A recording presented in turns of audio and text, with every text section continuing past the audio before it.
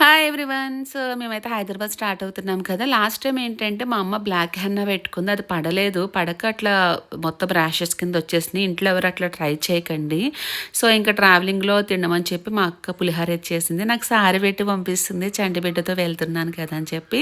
ఇంక మా అక్క వాళ్ళ ఇల్లే నాకు పుట్టిల్లు. మా ఫాదర్ కూడా లేరు కదా! అమ్మ నా దగ్గరే ఉంటుంది.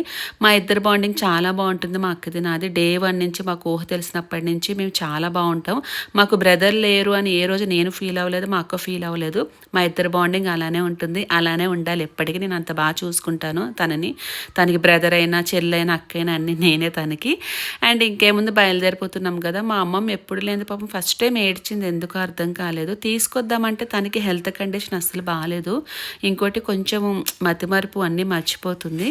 మళ్ళా తీసుకొస్తాను అమ్మమ్మ అని చెప్తే, సరే అమ్మ అని చెప్పింది. ఏంటో ఏదోలా అయిపోయింది. మా అమ్మమ్మ అట్లా ఏడుస్తుంటే ఈసారి తీసుకురావాలి.